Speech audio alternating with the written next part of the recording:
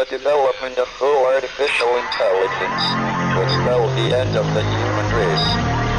It's a flying object, and we don't know what it is. I would hope somebody is checking it out. It was a rocket or whatever, but incredibly fast, opposite direction. It was too fast to be an airplane. I'm glad the Pentagon is looking at this, because if it poses a threat, I want them on top of it. Well, the craft generates its own gravitational field. So you said there's lights in the sky? The internet has become the command center for criminals and terrorists. 911, what's your emergency? I need help, please help me! Aliens won't let it happen. You know, that's what we're instructed to say. Roswell, Area 51. Alien kept deep under the ground. 1, 0, 1, 1, 1, 0, 1, 6, 7, 8, 9, 10, 11.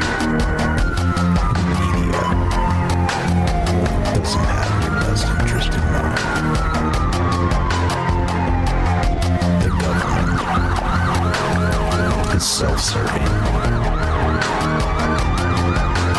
You're here for a reason. You're listening to Troubled Minds Radio.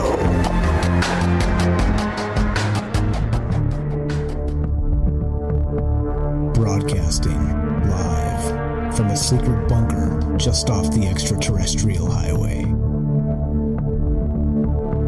Somewhere in the desert sands outside of Las Vegas.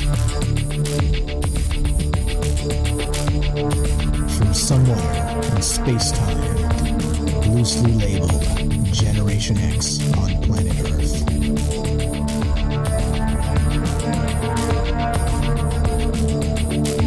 And asking questions of you in earnest. Into the digital darkness. Well, good evening and welcome to Troubled Minds Radio. I'm your host, Michael Strange. We're streaming on YouTube, Rumble, X, Twitch, and Kick.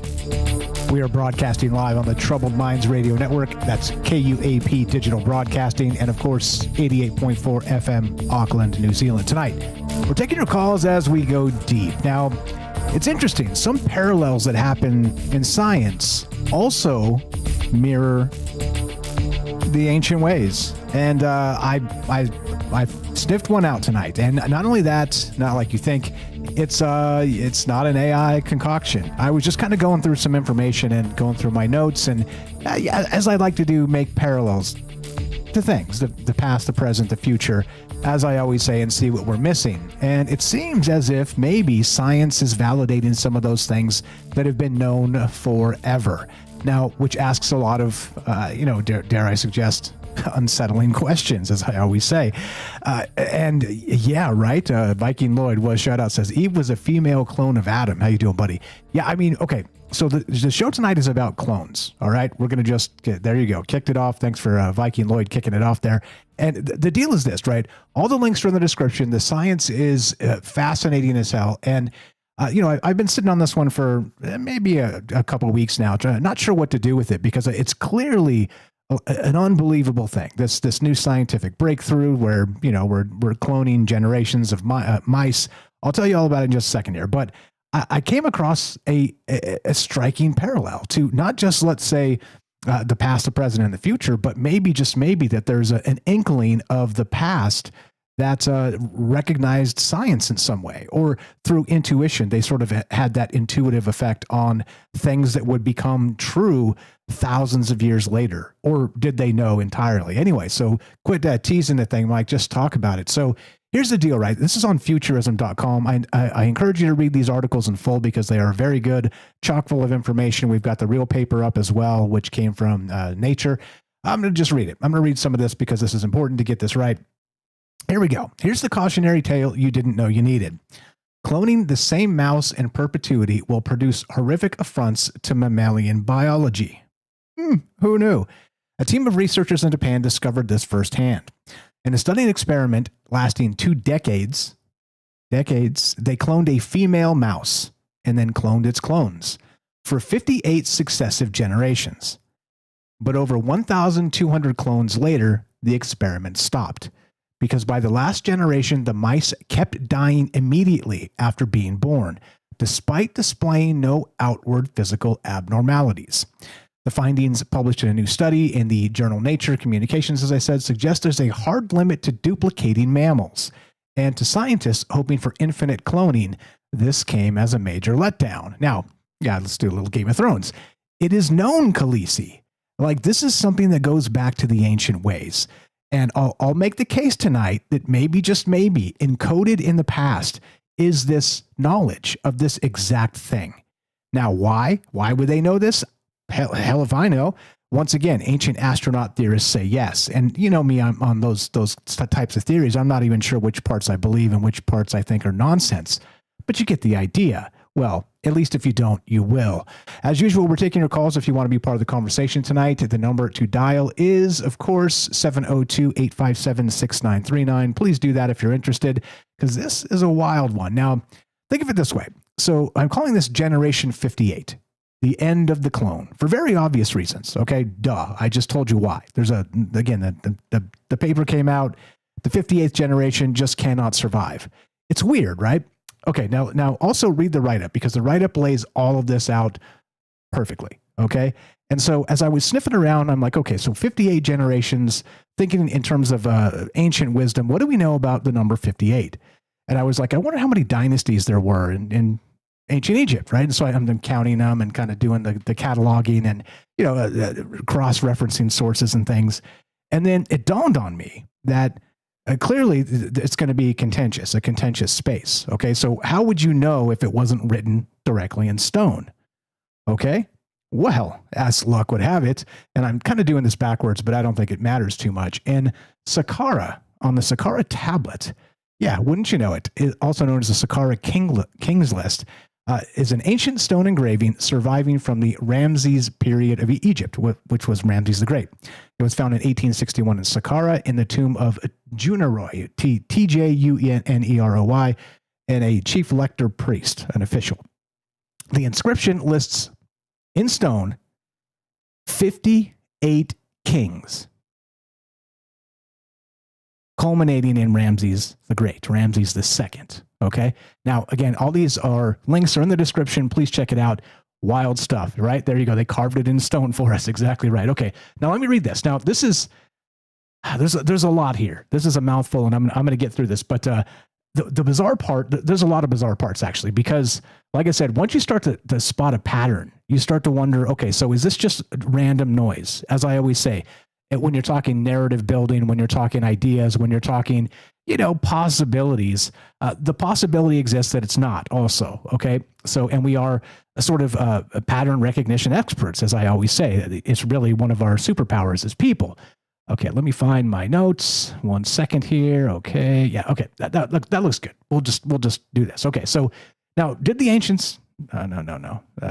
I'm starting kind of at the end, but I'm not going to do that. We'll go back to the beginning. But so basically this. Now, do you think that the ancients knew something about modern science in ways that wasn't directly science, but sort of an intuition aspect of it? And why were these sacred numbers like 58 encoded in different ways and throughout, once again, different parts of the world, all over the place? So here we go. Now, hold on 1 second. Just a moment, please. Thank you for your patience. Okay, so, okay, so, we did that.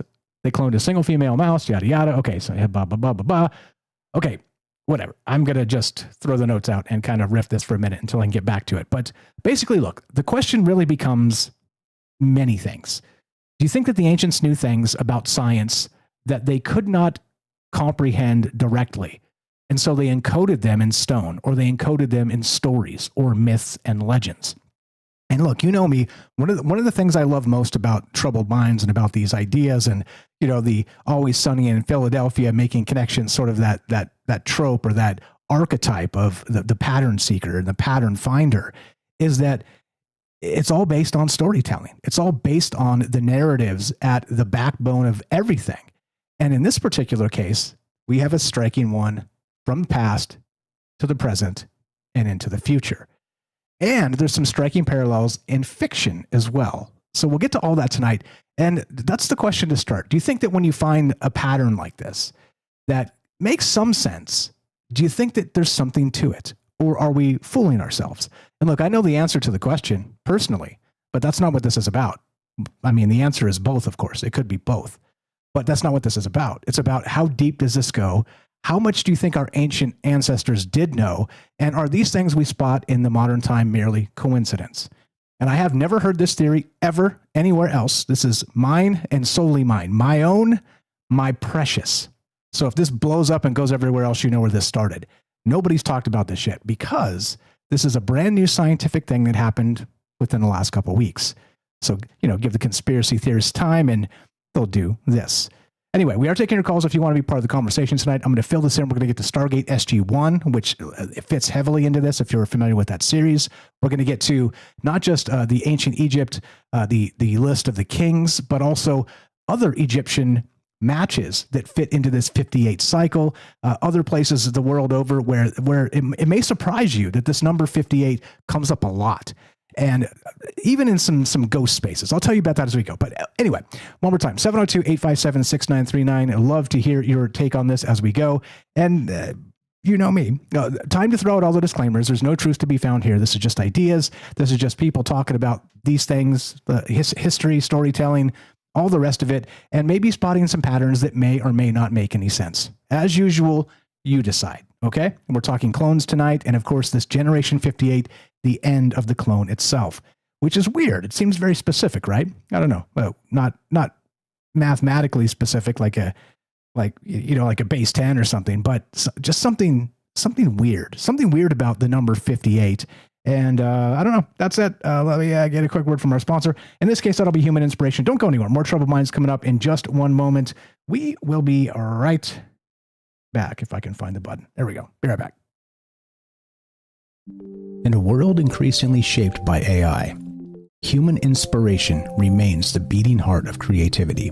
Alien Skin by Tremble, a hauntingly beautiful piano ballad, reminds us that while algorithms can mimic art, the raw, unfiltered emotions of human experience are irreplaceable. So here I sit, locked in my room again.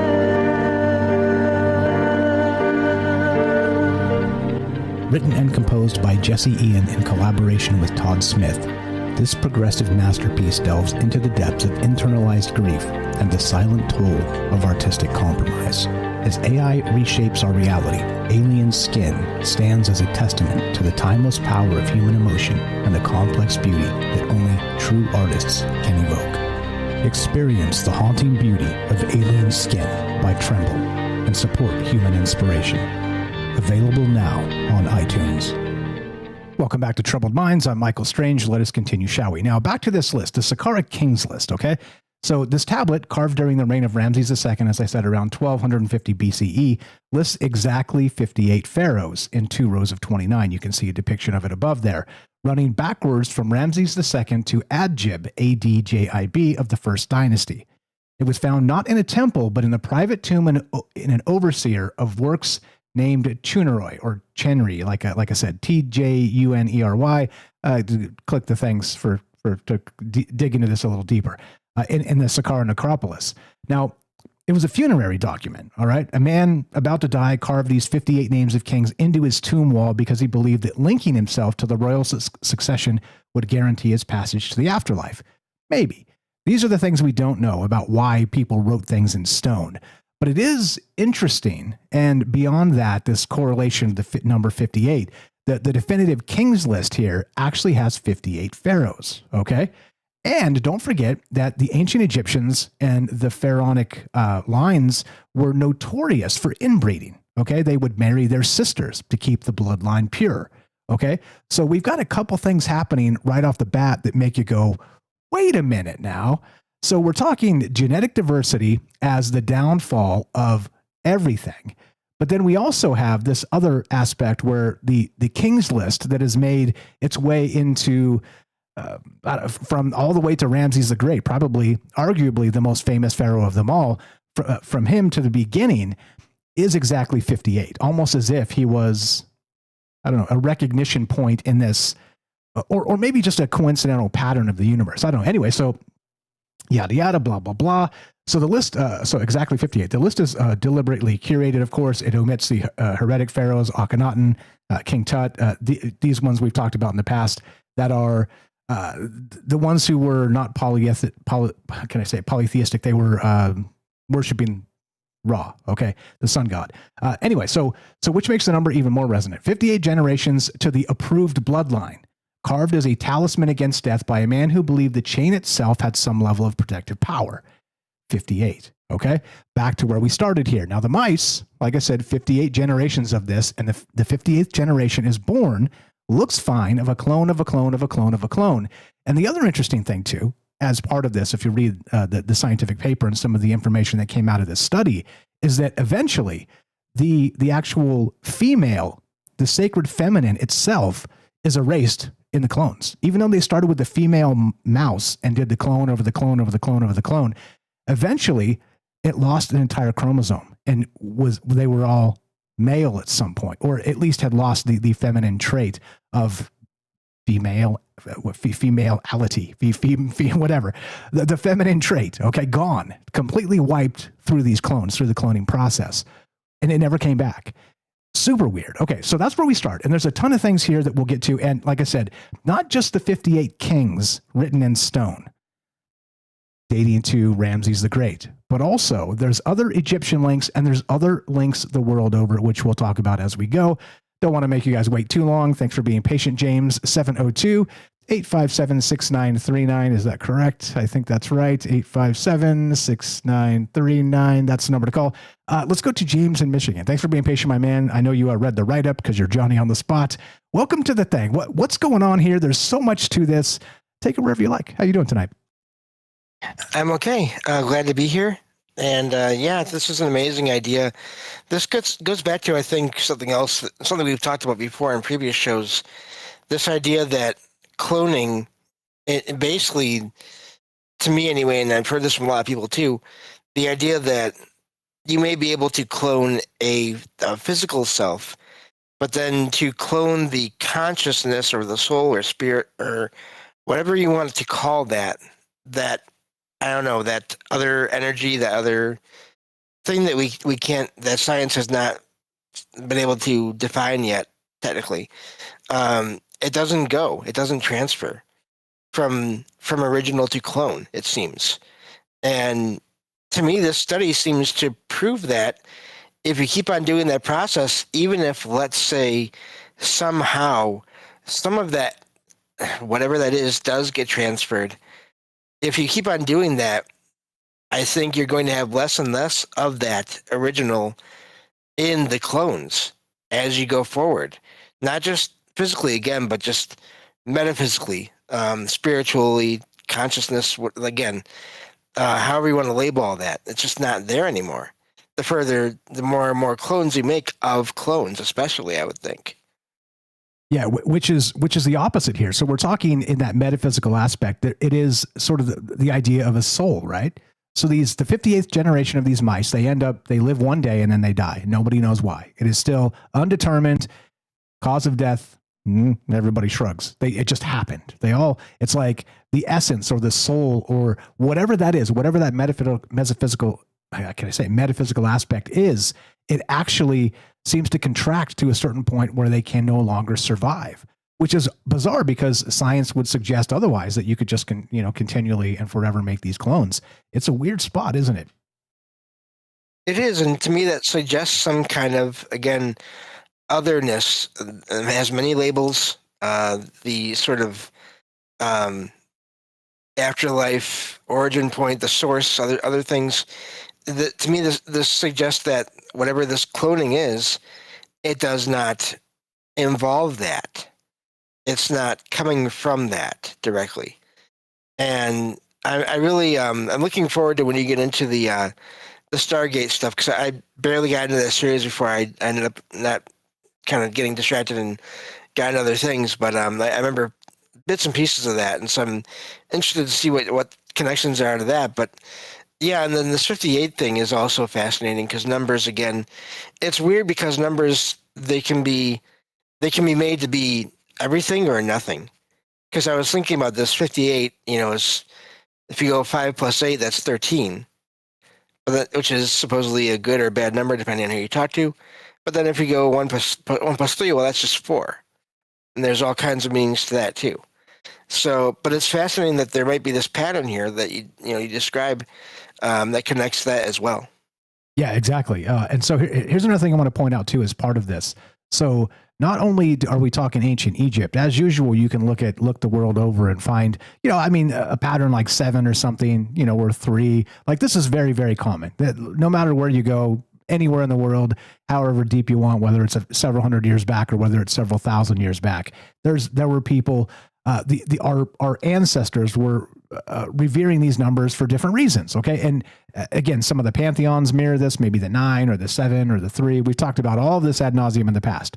But the interesting part about this is the number 58 is not simply, even when James boiled it down like that, it's still 4, right? It's still one of those numbers that doesn't kind of pop up and hit you in the face as a sacred number or something. But the number 58 entirely is like, why that? But here's the thing. So you're like, okay, big deal. You found one thing that matches, right, Mike? No. Ready for this? Multiple numerology references cite that ancient civilizations in Central and South America associated the number 58 with calamity and misfortune. All right? Aztec oracles reportedly encountered the number with unusual frequency before disasters. This claim appears across several sources, but lacks the kind of primary archaeological citation that the Egyptian material has, and yet it's still there. And this is the thing. The more you dig, the more you start to find some of these wild ideas. I don't think that one made it into the write-up, but I have a list of things here which is mind-boggling. And so have you guys ever heard of the number 58 as in some level of sacred anything? I don't know. Like I said, 58 is very specific. It's like, the Douglas Adams, the answer to the universe is 42 or whatever. I mean, it's very specific, but it's a big number. Not like 3 or 7 or 9. Anyway, what else you got, James? Ton of stuff here, ton of stuff to think about and talk about. And we will get to the Stargate stuff. I just don't want to blow all the good stuff right in the first segment, but we'll definitely get to it. Oh, yeah, no problem. Yeah, there's a lot of other fiction as well, just in terms of this discussion of whether clones or even machines or sort of hybrids of the two can have any kind of consciousness or soul. It's a weird thing because I don't know that they can be created with it, but there's also the whole phenomenon of haunted dolls, and it makes me wonder, even if, now here's another question, maybe it's going off on a tangent, if you made a clone and could convince, or if a soul or spirit was near enough and decided to go into it, would that clone then live longer? Yeah, it's a hell of a question. Or would it not? It's a hell of a question. I don't know. And is there a way to sort of maybe inject back into the 58th generation or somewhere in between to extend the life of that? And that goes into the lore of SG-1, which we'll get to. Like I said, just not trying to give you all the good stuff up front. We'll kick it down the road a little bit. But what do you guys know about this? How weird does this get? Because what do you know? At first, what do you know about the number 58? It surely seems very specific. Okay. But to kind of root through history and find these parallels, which are a little bit shocking even. I mean, just the pharaohs themselves and this pharaoh list of 58 of them in a notorious culture where they inbred specifically for this reason, to keep the bloodline pure. It seems as if that number weighs heavily in the minds of the Egyptians, at least one of them who took the time to carve it in stone. You're the best, James. Hang tight. We'll get back to you as we go. You're welcome to stay as you like. And look, I don't know. Answers few, questions many, as I always say. But there's so much to this that I just don't want to data dump it all in the first second here and then be done with it. But love to hear your thoughts. What do you think? The number 58 or nah? What about this Saqqara tablet? What about the written in stone aspect? What about the inbreeding of the ancient Egyptian pharaohs to keep the pharaonic bloodline pure, which we know actually caused all kinds of genetic mutations? It's all over the record of the everything they dig up in Egypt. Anyway, love to hear your thoughts. 702 857-6939. Click the Discord link at troubledminds.org. We got more from James coming up. But does this sound too weird? Does this sound too perfect? Almost as if I'm not going to say it. Be right back. More Troubled Minds on the way. Don't go anywhere.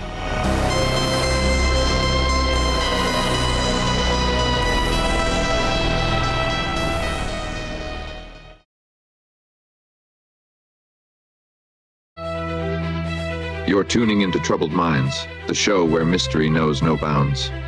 Stay tuned for revelations that'll keep you questioning the fabric of reality.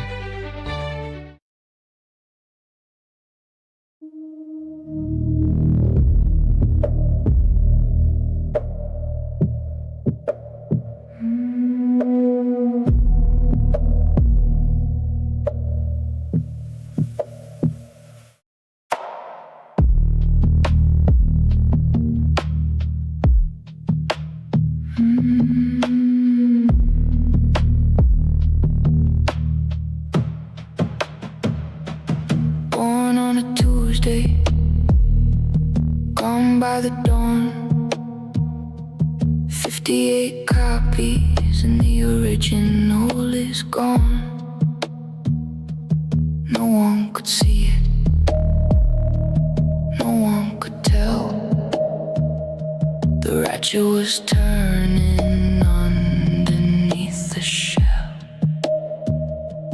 Looked like the others, breathed the same air. Something was missing that was always there. Copy of a copy of a copy of a line. Every generation running out of time. Let something in, or let the whole thing fall. The ratchet only turns one way. That's all. Carved in the stone wall, 58 names. Kings in the column playing funeral games. 58 holes in the jackals run the race. The dead play their doubles for a shot at sacred space. Roll the bones forward, roll the bones down. 58 steps from the sky to the ground. Copy of a copy of a copy of a line. Every generation running out of time. Let something in, or let the whole thing fall. The ratchet only turns one way. That's all. The gods chose the copy.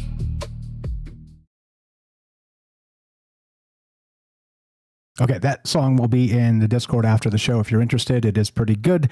Robert says the raise the hand feature on Discord is disabled. If anybody else can test that, I won't instantly drag you up. Just raise your hand up there. We got him on the stage, so we'll talk to him in a second here. But yeah, and there's more to this. There are some biblical references. There's all kinds of stuff. This is all over the place, and it's incredible. The more I was digging, the more it just kept coming up, kind of smacking you in the face. So we're okay. Let's say hi real quick. What's up, James? The Robert coming up next. We got Herschel Apoc. What's up, Joe? Dragon Rose, Kramos, Molly, Matt's Allen, Daryl. I see ya. What's up, Hiker? We got Puff over there. What's up, Merlin? Over on the Puff sighting over on Rumble. I'll come say hi to YouTube in just a second. What's up, Viking, Lloyd, Jen, and Race, and Miss Honeybee? Fred's there. Here we go. Troubled Minds happening right now. Let's go, shall we?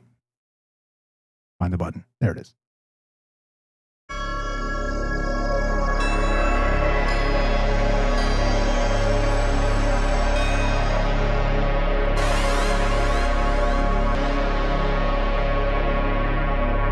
Welcome back to Troubled Minds. We're streaming on YouTube, Rumble, X, Twitch, and Kick. We are broadcasting live on the Troubled Minds Radio Network. That's KUAP Digital Broadcasting, which you can find at KUAPDB.com, just like it sounds. And of course, 88.4 FM, Auckland, New Zealand. Tonight, the 58th generation, Muller's Ratchet, ancient numerology, the Asgard extinction, and why the universe demands renewal or collapse. The Ratchet only turns one way, unless you let something in. Though, actually, good old Race in the chat there pointed out actually, Ratchet's turned 2 ways, Mike, which is funny. But you get the idea. So, and the reason that the term Ratchet comes up is because now, and this is where this gets weird, right? So there's something called Muller's Ratchet, all right, as part of this, and the 58th generation. So we didn't know how many this was when we were talking about cloning, the early science of cloning and the rest of this stuff. But Muller's Ratchet, so in evolutionary genetics, Muller's Ratchet, named after American geneticist Hermann Joseph Muller, is a process which, in the absence of recombination, or especially in asexual population, results in an accumulation of irreversible deleterious mutations. That happens because in the absence of recombination and assuming reverse mutations are rare, offspring bear at least as much mutational load as their parents, which means there's no way to sort of clear it. There's no counterpoint to what they are. You just continue to take one clone, the next clone, the next clone, and they carry the same flaws, the same faults, the same genetic faults of, again, without combining. And again, this goes back, this is deep. This goes way back to Adam and Eve and all kinds of stuff. I see you guys in the chat talking about that. But think about it this way. And eventually, like I said, the actual female gets just washed out of this entirely, which is bizarre because many things suggest that it's the opposite. Like the extra chromosome that the females have end up they do better in space, right? This type of stuff. Like they tend to be more robust individuals than the male in particular tests across a wide varied scientific pool there, or basis of ideas and tests, like I said. But in this particular instance, it seems as if it gets washed out entirely, even though they started with the female mouse. So there's a ton of weird stuff going on with this. And so that's where the term Ratchet comes from and why it's in the thing. It's not Ratchet like, Veronica's so Ratchet. It's not like that. Don't do that. It's this instead. Okay. So Muller's Ratchet, check it out. Links in the description. And there's more. Okay. But wait, there's more. We'll get to it in just a second. 702-857-6939. James, anything to add? And we'll go to the Robert. Just, I don't know if you saw Herschel's comment in the Discord there. He says that the hand raising is disabled for him as well, I believe. So, and I can jump out and back in later if you need me to test it as well. But yeah, nothing much right now. Just looking forward to the calls. I don't know, just something. It is weird how there's these connections with this number, which is a weird number. I've never heard of anything connected to it, and until tonight with these ancient civilizations and then this study. So that is fascinating. Yeah, and it just keeps coming. It absolutely just keeps coming. Okay, so we got Herschel coming up next after Robert, and then Daryl, just to get the line straight. And just put your. So let me know in the chat, and I'll invite you up. I'll put your hand up for you. Okay. So I guess there's something wrong with Discord, which I have no idea why I didn't change one single setting in Discord, which, like I said, has been the bane of my existence forever with Discord. Anyway, so. Generation 58, the end of the clone, this bizarre study, the numerology aspect of 58 is a little sketchy, I think, but then also the specificity of the number itself that goes back to the ancient days in different, again, communities the world over is intriguing, at least to start. So what do you know about it? One more time, 702-857-6939. Click the Discord link at troubledminds.org. The Robert, thanks for being patient, brother. And sorry about the technical issues.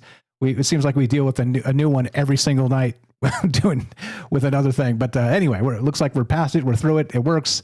And just unmute. And the Robert, you're on Troubled Minds. What's going on tonight? And how are you, sir? Fine. As far as the Ratchet goes, the Ratchet does go 2 ways, but unless it jams. That is true. That is very true. Yeah, the more you use it, sooner or later it's going to do that. I was thinking. I read your complete essay there, and it brought to mind something that was in that essay about how these grays, these alien grays, have been cloned and reached that 58th time, and now the problem they have is that they can't do what humans do, and when we die, we transition to a higher dimension, supposedly, and they can't do that because they cloned away their ability for that to happen. Do you remember that part of the essay? Of course I do. It's actually, that's the Stargate SG-1 part. And the race is called the Asgard. And they do look like little gray aliens. Yep. Yeah. And it brings to mind something I heard today on one of the podcasts. We're picking up on something that Matt Gatz supposedly was said about being briefed that there's underground, deep down underground bases with a bunch, aliens, and it's a breeding situation there where they're trying to breed aliens with human beings to create hybrids. And I'm thinking to myself, why do these aliens want to do that? And I think it's possible that the aliens want to do that because they can't transition. I don't know whether they live forever or when they do die, they just can't transition. Yes, which we may as well get it straight into the Stargate stuff because you brought it up, and that's part of it. Is that in Stargate SG-1 and that whole Stargate universe, there is the ascension process where they do become not the aliens. They've sort of made themselves addicted to science. So they've washed out the metaphysical aspect of themselves and cannot ascend to that level as Robert's describing. Now, the bizarre part is not only that, they are tied deeply into the idea of abductions because they're running out of their genetic space. They've stretched it as long as they could with their advanced technology, and they're running into this collapse. Even though, we're doing it with mice and the number is 58, they may have found some, really tricky ways to extend that. But even then, and this is fiction, of course, but it's a fantastic parallel that predicts exactly what's going on here, which is wild. But yes, you were correct about all those details. And if you haven't watched Stargate SG-1, I do encourage you to. It's actually a pretty good series. Yeah, I couldn't get past the third episode. I don't know why. Anyway, it explains a lot. Explains why, we've been under surveillance for, by these alien races for millenniums, that they're protecting, looking over us and protecting us and also protecting us because they need us more than we need them. Yeah, exactly. And in the fictional space, like I said, no truth. We're talking ideas here. In the fictional space, the Asgard are actually using humans in some capacity to harvest DNA because they're trying to stave off this collapse. And there's even a suggestion in SG-1 that there's humans all over the galaxy, which is wild, of course, but that the Asgard are harvesting them, just like the gray alien abduction scenarios of our dreams or our waking nightmares and those night terrors and whatever that thing's called. I always forget what it's called, but you know exactly what I mean. It's an interesting parallel how it all really sort of fits. But then they still predicted this collapse, which was a theory until science just confirmed it just a couple of weeks ago. Yeah, I thought the whole thing was fascinating. It also made parallel the situation with royalty, how the royalties kind of like keeps it in the family. They marry within each other. The pharaohs, yep, exactly right. Yeah, and because of that, they wind up with some having hemophilia and other problems, dementia, early dementia,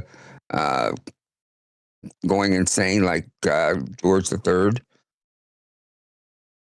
Exactly right. Exactly right. Which look, if you can't see it with your own eyes that things are going bad from doing this, it just boggles my mind how they continue to do this.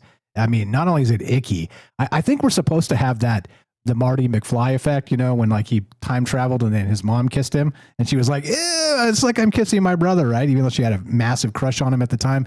I think there's something in us that knows, right? That knows it's, no, don't do this. This is not good. Like you smell the pheromones or something. Sorry, go ahead. And you were talking about after the 58th cloning of the mice, then the mice that came after would be all male and would die almost immediately. And I'm thinking to myself, The chromosome that's missing that you didn't mention was the X chromosome. Right, exactly. XX. So the one X goes away, and we no longer have the female as part of it. Yep. Then, if they mate with a uncloned mouse, it reverses that whole thing. Yeah, exactly. So that's one of the things that I didn't mention. You were correct. It is in the write-up. So if you take even not, maybe the 56th generation or whatever this is, like even close to the end where the collapse is imminent, and then they mate naturally with a female and have regular offspring, it seems to reset it. It seems to cleanse this effect with that genetic diversity, which again, right? Like when you look at science and you look at nature and nurture and all of these things that we always talk about, but then also the ability to just clone indefinitely. Sorry, science fiction, but we're running into some walls already. And this is a robust 20-year study. This is not something they just kind of cooked up in a lab over the weekend. So I think we're probably seeing some things here that do echo exactly the stuff you're talking about, exactly what I'm thinking about. And I don't know, how weird does it get, I guess. And part of your essay also deals with the idea that these aliens were actually human. These Greys were actually human, just like us at one time. And because of the, I guess, cloning or whatever, they wiped out their ability to reproduce. And that's why they want to mingle with the human race, because just like the mouse, the normal mouse mating with the clone, it reverses everything. Exactly. And like I said, so the fictional parallels are like, wow, okay, that's really cool. And yet this was predicted by Stargate SG-1 through this idea of the Asgard, the representation of the gray aliens that were running out of their own genetic diversity because they had been cloned time and again. And there's an extra thing that's part of that too, is that those aliens were cloning themselves and then transferring their consciousness. So it's a whole nother sci-fi leap and step in that space. But certainly the body, the vessel being able to hold their consciousness was the issue that they were kind of running up against. But there's a lot there, and it's complicated, and as I always say, but it is fascinating as hell. And if you can get through the first 3 episodes, the rest of it is kind of a wild ride. What else you got? Yeah, but if they transferred their consciousness, all right, which seems to me almost impossible, but if they did that, then wouldn't they still be able to transition at death? No, that's the thing. That's the thing. Okay. Because for some reason, because of the technological space of them cloning themselves, they sort of wrote out the metaphysical aspect of their soul or their consciousness itself. Yeah. Yep. I see. Okay. Well, I'm done now. I'll get back and listen to Herschel and Derek and see what their ideas are on this. Appreciate it, Mike. See you later. I appreciate the call. Thank you for testing the Discord. You were the best. The Robert, you know me, love him. The Roberts, good friend for a long time, a mentor to me and a mentor to us all. Go give him a follow in all the places. troubledminds.org/friends. Scroll down just a little bit. The Robert, it's under T because the Robert is his writer name, his mentor name. Go check out his book. Again, he sent me a couple copies, as I always say. I didn't pay for them. I did read them though. I read one. I didn't read both because that would be weird. And I gave one away to somebody else so that they've read it too, and they concur. It's very good. It's very good. He doesn't pay me to say that. Go check it out. Go check out his book. You can probably buy it tonight, get it tomorrow because it's on Amazon, and they do weird magic like that, weird black magic in the modern day. But yeah, fire stuff. I appreciate the call, and kind of cut into the chase, maybe speed me up on my slow roll here of the write-up, which again is very good. Go read this. If you're into Stargate SG-1, you'll be super into this, but it's odd. Like I'm going to get into the board game, the Egyptian board game in just a second, because I think this rounds it perfectly into the conversation with Stargate. But anything on what he said, what the Robert said, James, and then we'll fill in a little bit and we'll go to Daryl. Yeah, just the whole phenomenon with Greys and their possible connections to humans through all kinds of ways, really through genetics and through abductions and all that has been talked about for many years now. I think even going back to probably when they first were suggested to be around. So it is, and that's going back decades now. So that is fascinating. And again, when it comes to all these things, so many things are based on experiences, things that people feel they learned or picked up or even given information through downloads or whatever from these other beings. So again, I can't say it is or is not real because I was not there for the experience. Amen. And I think it's a healthy way to look at experiences. Like I said, I detest calling people liars because you don't know what they've seen. Maybe they saw some, edge case anomaly that won't be discovered truly for like another 1,000 years. So how do we define that? And I think calling people crazy or liars is probably a bad way to go about it. And look, we're gonna have Darcy Weir of Occult Journeys on X on the show on Sunday, and he does talk about this in his latest movie. So we'll talk about it then as well. Where people do just make up stories because people want to hear the truth, right? And so there are people out there making up tons of stories about tons of things, and it complicates the space, and almost to the point where it adds more ridicule to anybody that has seen anything anomalous in their life. And there's many of us that have seen these things, including, as I continue to say, very credible people. So you decide what credible means, but I think, welcome to it. It's complicated, and that's why we talk about it. James, you're the best. Anything to add, or else we'll go to Daryl? No, just that I agree with you. It is complicated, and it does, that's a major complication. Indeed, because people, hey, in case you haven't met people do tend to just make stuff up, okay? Like I said, which is why I drop all the disclaimers, tell you I'm spinning a narrative, we're talking ideas instead of I'm making claims. It's very different, you understand? Anyway, whatever. Some people would say it's not. I say it is. That's it. We can agree to disagree in this moment. 702-857-6939. Click the Discord link at troubledminds.org. I'm calling this Generation 58, the end of the clone. Why do you think this is? And is it metaphysical as we're describing in this space? Maybe or maybe not. Love to hear your thoughts. Let's go to Daryl in New York. What is going on, my friend? You're on Troubled Minds with Mike and James. How are you? Please put headphones on if you don't have them, and go right ahead. Okay, I did put headphones on. I was doing that on purpose. Is it okay? Better. Yes, way better. Way better. No echo. Okay, and I sound great because I'm not echoing, and you sound great. Everything's good. Thank you for calling. Fantastic. What's on your mind tonight? Great. These are the karaoke settings, so it's working for this as well. Okay, so this is an interesting subject. I did a little bit of research, and I took some notes, and I found out that number 58, you wanted to know what was up with that number. And I was also curious to see what was up with that number. So apparently there is a genetically modified chestnut, which is called the Darling 58. And it was genetically engineered to avoid a certain kind of fungus. I'm not going to even try to pronounce it. Syrophoenicia parasitica, a fungal disease that causes a chestnut blight.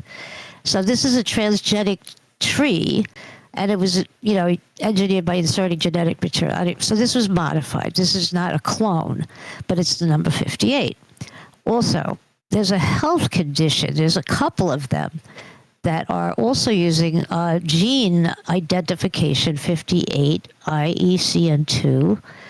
And it's stored in the fat cells. It's a defective in the number 58 is defective in Chanarin-Dorfman syndrome, which is, I think, an itchy skin syndrome. Okay. Also, number 58 is also indication of acupuncture in your leg. It's a point in your leg that affects your bladder.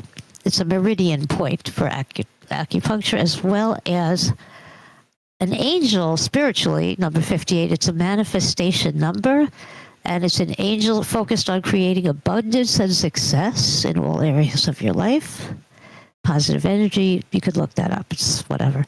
There's another genetic condition, 58, that is also KDA psychokeratin, which gives you fluid-filled blisters. Disgusting. Okay, so that's what I found out about the number 58, just for your information. And finally, there was a man in Sao Paulo whose intestines were shaped like the number 58 from a rare genetic mutation. The doctors say the chances of this are 1 in a Brazilian. I knew it was coming. I knew it was coming. Of course it was. Of course it was. I knew it. Fire stuff, Daryl. Yeah, but this is the thing too, right? Like when you start to put these things together, like I said, the number 58. You do a little digging, and some of these things kind of pop up. I appreciate you doing the extra research on this and kind of making some parallels. But you get what I mean. It's so specific that you type it in and you're like, 58 what? And it's like 58 this, 58 that. And some of them are scientific because they're, 58 whatever's in a thing, whatever. I'm not a science guy, so I'm not even going to try and explain what that means. But I mean, some of them are like that, but some of them aren't. And we're going to get to some spooky stuff as part of this because it's not only Egyptian, it's other places in the world. And it is part of this sci-fi aspect that basically predicted this. Like SG-1 basically predicted this through the idea of, once again, it's called Muller's Ratchet, which is weird. So I'll explain all that when we get back, and we'll get into SG-1 and the rest of it. What else you got? We got a couple minutes if you got anything else. Well, I wanted to know how long did it take them to clone 58 generations of mice? And you know what? It was a 20-year study. Now, it goes to show you how many people do 20-year studies to make sure that things don't go wrong from whatever medical interventions or science or research studies that there are. They're not 20 years old. Some of them are 3 months old. Some of them are whatever, I'm just saying, like, that's very conscientious, and I think it's to be respected, that it goes to show you 20 years of studies are necessary for just anything that's experimental. Just saying, I think it's very commendable. Agreed. And I imagine they find some sort of magic juice or something they can sprinkle on this and then extend it to another 58. And this is the weird stuff. Like, this is the weird science we're getting into, because we're not talking about just life extension. We're talking about actual cloning at this point. And so, obviously we're talking mice, and that's ethical and cool, right? Because, mice, screw the mice. They can all die for all we care. And I'm, only halfway tongue in cheek there. But once you start doing this to people, that's where this leads, right? You do science on the mice so you can eventually do the science on the people, right? And so that becomes a whole nother thing, a whole nother idea. And suddenly the ethics get, it's easy to run over a mouse on the road because you don't even notice it. But you hit a person on the road, and the world changes very quickly, doesn't it? Exactly. Well, who knows how many people have been cloned? How much money does it take to clone yourself? And what would happen if you could be cloned? You'd be beside yourself. Thank you. I was going to be on my toes with you because you never know when the next one's coming out. Which actually leads us into this next segment. Okay, so because cloning yourself actually fits perfectly into this, and the number 58 sits right in the middle of it. So I'll tell you all about that when we get back. Got about a minute or so left if you got anything else. And fire stuff, as always. The jokes are incredible, and always a pleasure. Oh, great subject. I love it. And there was one more joke, I think, but I've said it before. If you cryogenically freeze an experiment later on a basketball player, you could get an ice Kareem Abdul clone. Oh, I screwed that Cone. All right. I forgot it now. Ice Kareem clone. An ice Kareem clone. Okay. We'll have AI fix it for us in post. You're the best. I get it. You're the best. Always a pleasure. Thank you for bringing levity and humor and knowledge, and just thanks for bringing you. You're the best. Appreciate you very much. You love her, Daryl, in New York, a good friend for a long time. Very talented in a lot of ways. She doesn't just sing in English and French very well.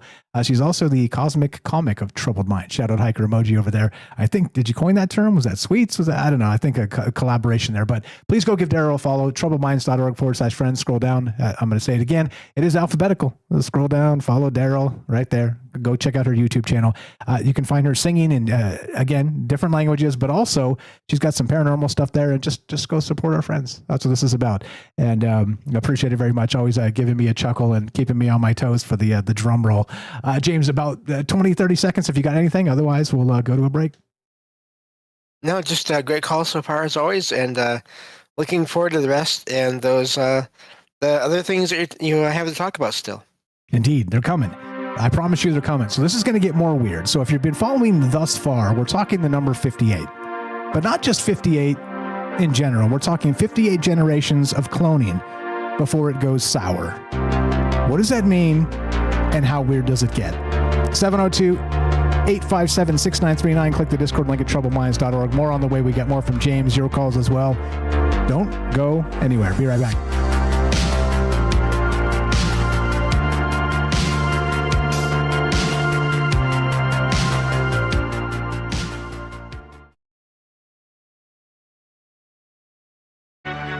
This is Troubled Minds.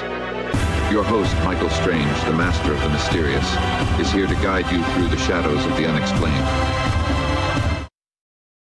Let's check the news. In the world of neuroscience, a growing body of research is challenging one of our oldest assumptions about the mind. Cognitive scientists are lending new credibility to philosopher Daniel Dennett's multiple draft model, which suggests that consciousness isn't generated by a single command center in the brain, but rather by dozens of simultaneous processes running in parallel.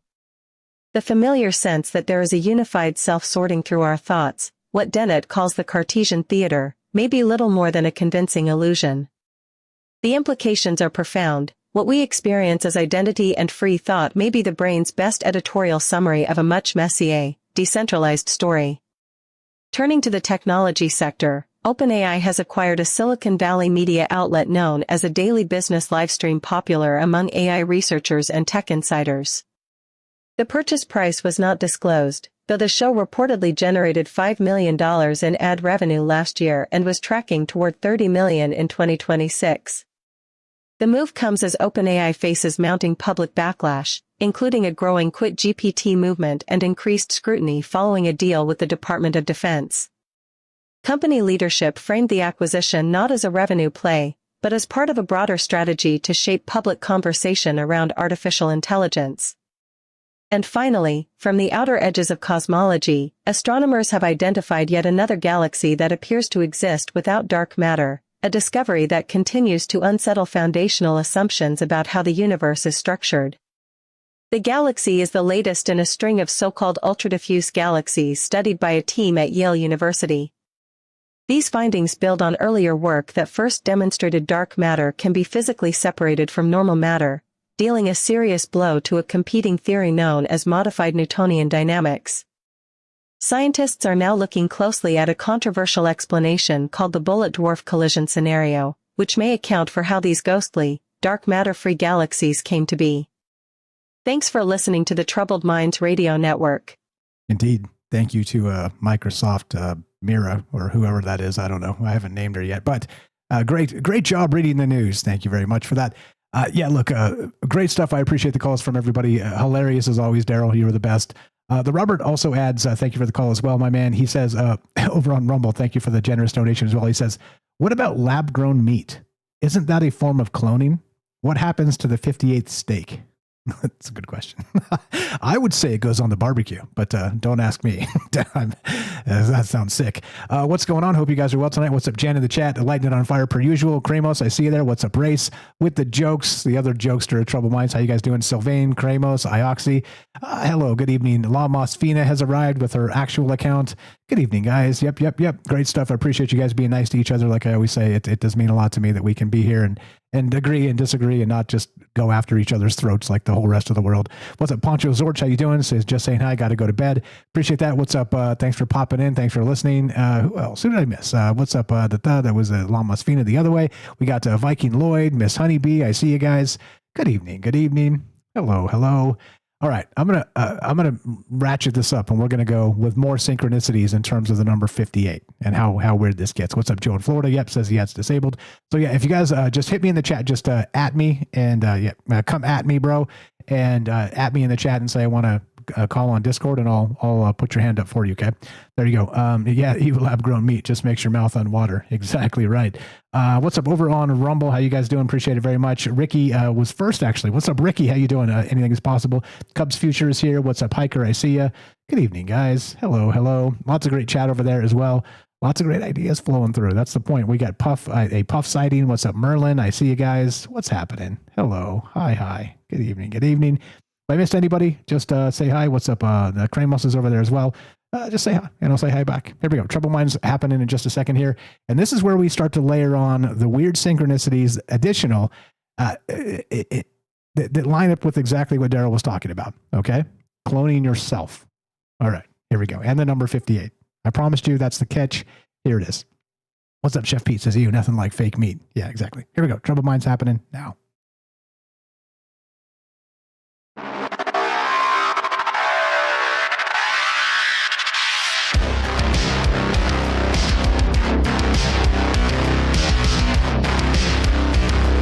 Welcome back to Troubled Minds. I'm your host, Michael Strange. We're streaming on YouTube, Rumble, X, Twitch, and Kick. We are broadcasting live on the Troubled Minds Radio Network. That's KUAP Digital Broadcasting. And, of course, 88.4 FM, Auckland, New Zealand. Tonight, we're all over the place. The 58th generation. I'm calling this Generation 58, the end of the clone. Muller's Ratchet, ancient numerology, the Asgard extinction, that's from, of course, Stargate SG-1, and why the universe demands renewal or collapse. The Ratchet only turns one way, as the saying goes, and we're talking about actually Muller's Ratchet. Now, this is an idea that goes back to the, 60s, I believe, and by Herman Joseph Muller, and he's talking about asexual population cloning, basically. And so that without the diversity involved in the genetic diversity, as look, we've known this from the inbreeding populations of royalty going back years, thousands of years. We've known this. That you may just go duh, Mike, duh. But the number 58 weighs heavy because remember we started with this study with the mice and they tested it, and at the 58th generation, that's where the entire thing collapsed. Again, like Daryl said, commendable science because they took a 20-year study with one mouse, a female mouse, and cloned that DNA over and over and over and over and over again for 20 years. And the 58th generation were fine. They were born fine. I mean, they started, collapsing up to that point, so getting less healthy and living shorter lifespans and all kinds of other problems happening. But the 58th generation, for some reason, they were born, they looked fine. They lived one day and then they all died. And so it's like, there is a limit, some sort of coded limit to how many times we can clone in this space, at least with the science we recognize. Okay. Now, I promise to get to something even more weird because the 58 part is super cool because, like I said, we started with the Saqqara tablet, which lists 58 kings of Egypt from the first dynasty all the way to Ramses the Great. Interesting that there's more. They've been stricken from the record because, various reasons, not true blood, even though we know there was a ton of inbreeding with the pharaohs and, their sisters and ew. But clearly and obviously, this number weighs heavily for not just that reason, for another reason. Let's do it. Let's talk about this because this gets weird. There's a game called Hounds and Jackals. Okay. Anybody ever heard of this? Let me read this. Hounds and Jackals, or Dogs and Jackals, is the modern name given to ancient Egyptian table game that is known from several examples of these gaming boards and gaming pieces found in excavations. The modern name was invented by Howard Carter, who many of you know actually discovered the tomb of King Tut, who found one complete gaming set in a Theban tomb from the reign of the Egyptian pharaoh Amenhotep IV that dates to the 12th dynasty. The latter game set is one of the best preserved examples and is today in the Metropolitan Museum of Art in New York. Okay, anyway, so this is what it looks like. And why am I bringing it up? Big deal, Mike. It's a game. It's an old game. Okay, you're right. It's an old game. You win. However, check this out. Hold on. Where is it? Let me find my notes. Don't make me go to my notes. Oh my goodness gracious. Okay. Go to your notes. Damn it, James. Go to your notes. All right, I'm going to my notes. Okay, here we go. So the ancient board game known as 50. So Hounds and Jackals is also known as 58 Holes. Ah, yes, indeed. Where's the Daryl drum roll when you need it? I'm sure there's a joke there. But so 58 Holes, or Hounds and Jackals, dates to approximately 2000 BCE and was widespread throughout the Bronze Age Middle East. The board features two sets of 29 holes, 58 total, arranged around a central palm tree. Players place race pieces carved as dog and jackal heads along the track toward a large hole at the top marked with the Shen sign, the Egyptian hieroglyph for eternity and protection. Howard Carter discovered the most famous example, as I said. So the game has been found in tombs across Egypt, Mesopotamia, Persia, Anatolia, and recently Azerbaijan. Okay. Where boards may predate the Egyptian examples. So this goes back even further than the Egyptian space, all right? But why does this make sense? Because now here's the thing, 58 holes, again, remember our number, 58 generations, the mouse population collapses in the cloning space. However, the reason they found these in funerary spaces with pharaohs is because supposedly, and this is one theory of what was happening with this, you were supposed to play your spirit self, your clone, your spiritual clone in this game and defeat them because it's a race through the duat, through the afterlife, through these Egyptian Book of the Dead ideas we've talked about in the past. You get what I mean? So that's what this is. It is actually a game that they leave in the funerary space so you can play your clone. You get it? So once again, 58, your clone, it's a spiritual clone. And in this idea we're talking about tonight, the spiritual clone is sort of shut down by the idea of the 58th generation of, this is again, Stargate SG-1, which predicted this through the idea of the older idea from the 60s of this Muller's Ratchet. Am I too much Sunny in Philadelphia for you? Maybe. But this gets even more weird. I'm going to read more from this. But James, anything on that? I know you read this, and we're going to get to the good stuff, SG-1, in a second here. But the game, you think this, like I said, once you layer one thing, you layer the next thing, you layer the next thing. Is your tinfoil tingling yet? It's fascinating because I've heard of this game before, just through other shows I've listened to over the years. A lot of course, now I just realized this, just something to keep in mind, they're like History Channel shows. So who knows how accurate everything is, but even just the idea of playing against your own spirit, it's fascinating because I know that they also, and I don't remember all the parts or the names of the parts, but the soul in Egypt, as far as what I remember, it was made up of multiple parts to begin with. So it makes me wonder, was it exactly that they were playing a clone of themselves, or was it that they were playing another part of themselves against another part of themselves in that process? Or is are we saying the same kind of thing, just with different words there? And of course, I have no idea, but I wonder about that, because I know that games also in the past were taken very much more seriously in some ways than they are now. Exactly. And not only that, we have this other bizarre space of leaving this game in a funerary space, which doesn't make any sense, right? Who are you going to play with? Weird. This entire thing is too weird, and it just makes me scratch my head and go, okay, so layer after layer after layer after layer. Is it all just a coincidence? As usual, maybe. Also, maybe not.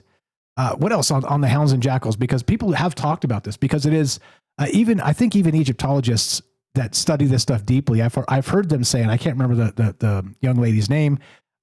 She's a colleague of Zahi Hawass. I saw her on one of these programs talking about this game in particular, and she was saying that nobody knows how to play it. Like, there's some theories about what they did or how they did things. We don't know if there was dice that went with it or some other thing. So it's still a bit of a mystery on that. But they do think that it was put in these funerary spaces to play the clone of yourself, which is weird, beyond weird.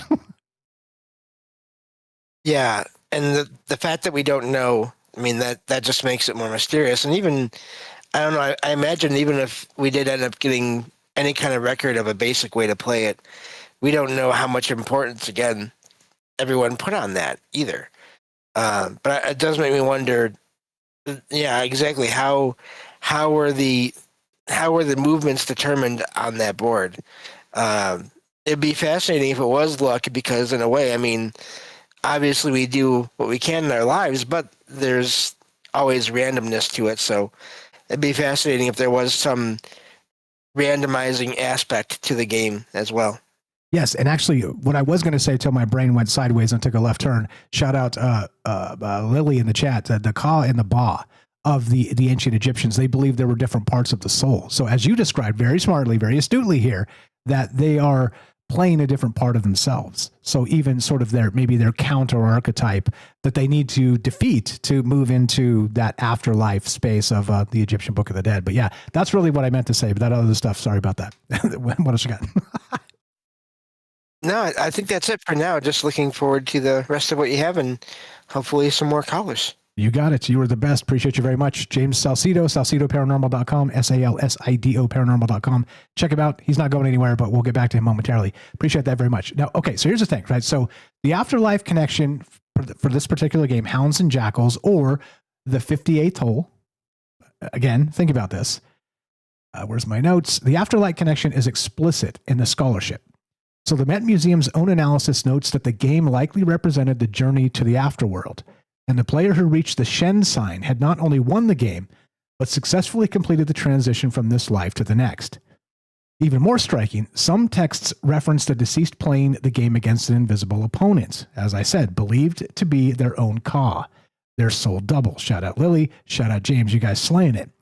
Recent archaeological discoveries from the Absheron Peninsula in Azerbaijan suggest the game may have originated in Southwest Asia rather than Egypt, which means multiple cultures independently adopted and preserved this specific 58-step journey structure. The game's form remained remarkably consistent across cultures that were otherwise enemies, suggesting the 58-step template carried a significance deeper than entertainment. And it reminds me of the Tibetan Book of the Dead. And I talk about these recently a lot, the bardos, the bardo steps of passage of the soul, the human experience through life, through the dream realm, through meditation, through all the basics, but then into the space of challenging our own karma.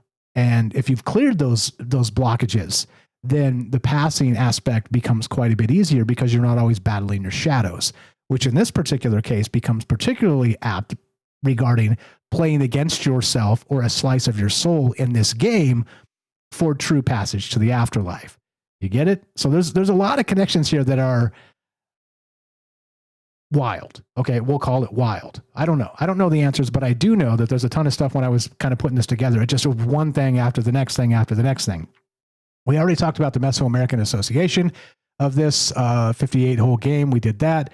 Here's another one. So there's a biblical and an apocryphal supplementary aspect to this. Now, so you'll have to forgive me because I'm not an expert here. So if I'm wrong, correct me if I'm wrong.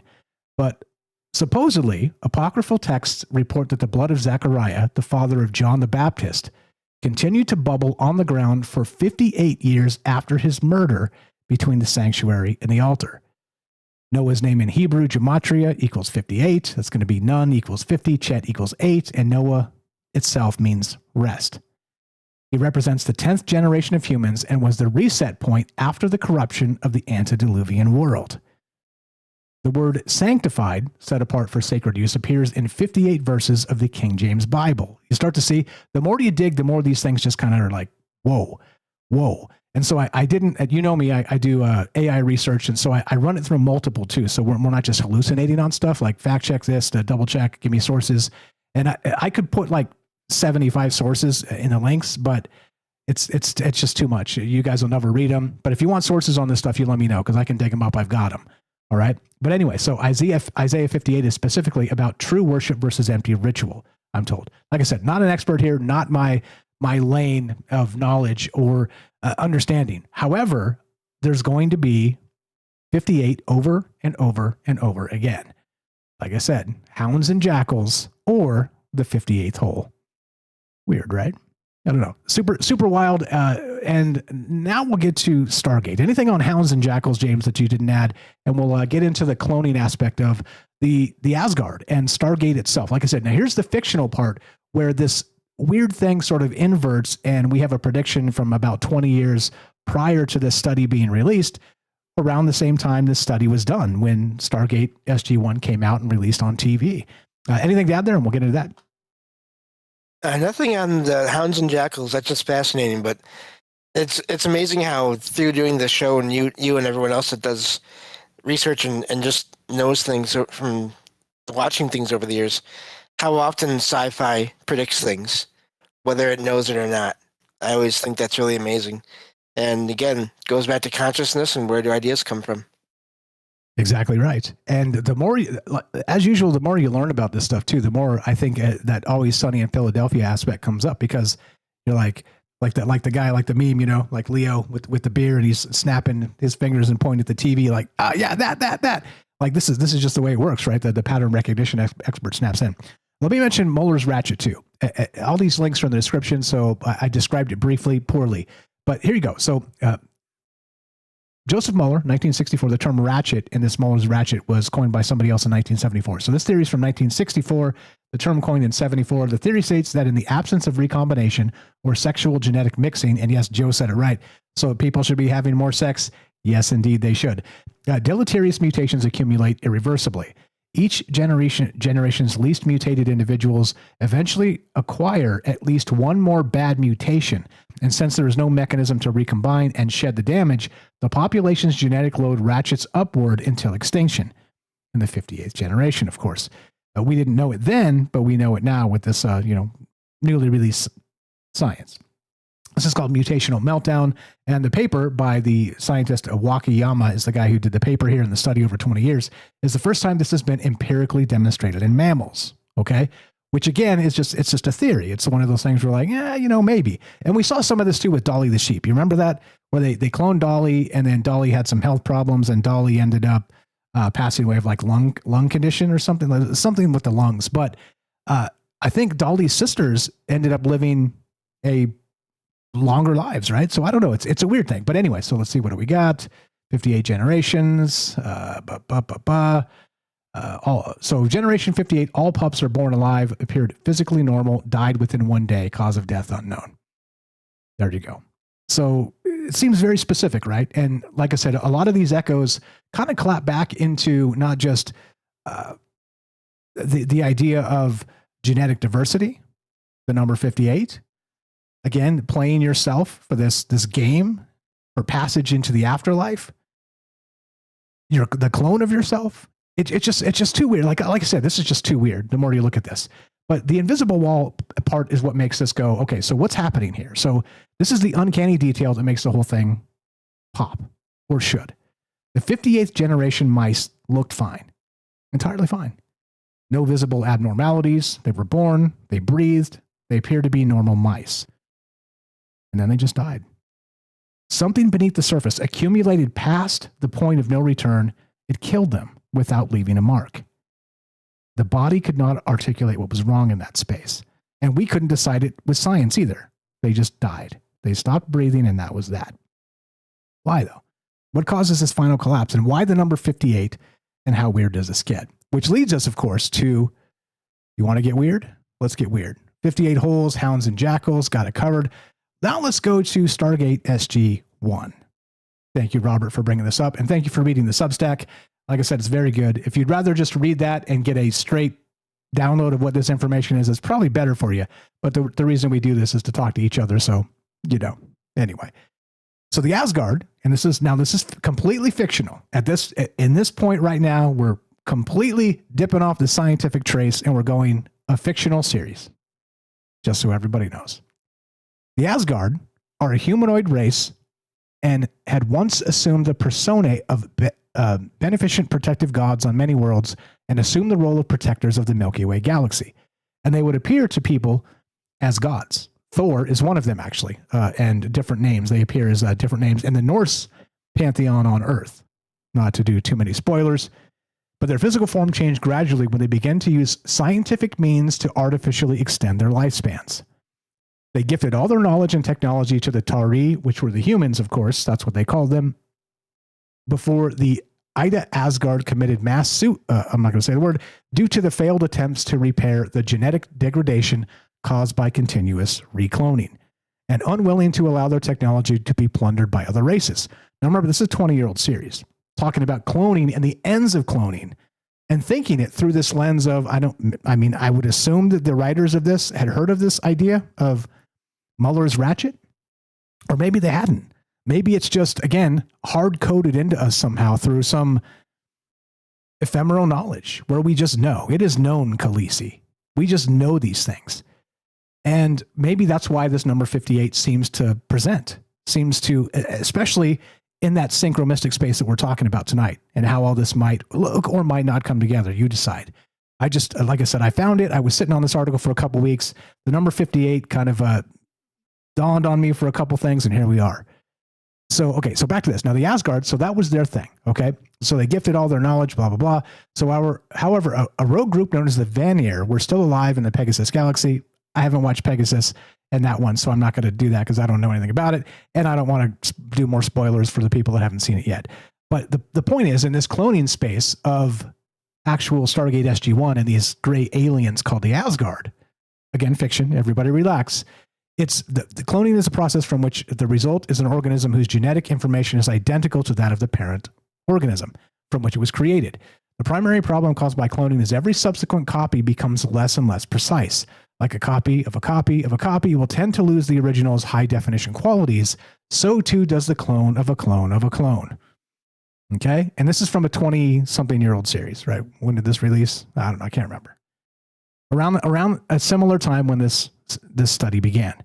So we knew these things. We know these things. And yet, for some reason, we continue to do them.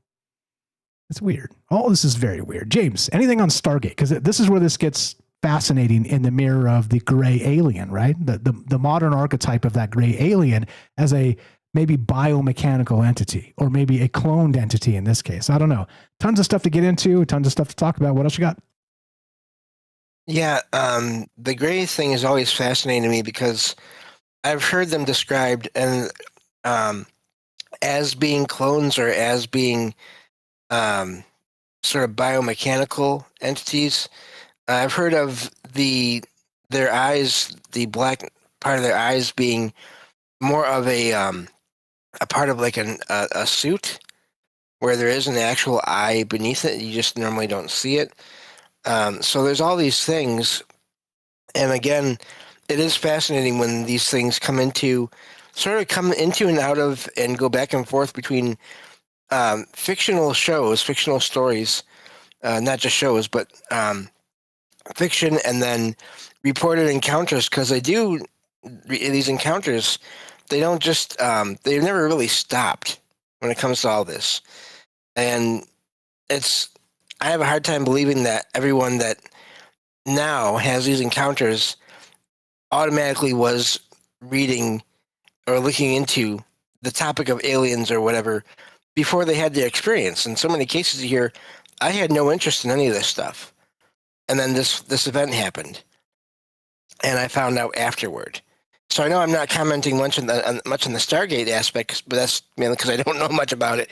But it's fascinating. I do think it's also amazing how in Marvel, a lot of the Asgardians, a lot of the beings that were thought to be ancient demigods or deities, they actually, in some versions of the Marvel universe, turns out they were aliens.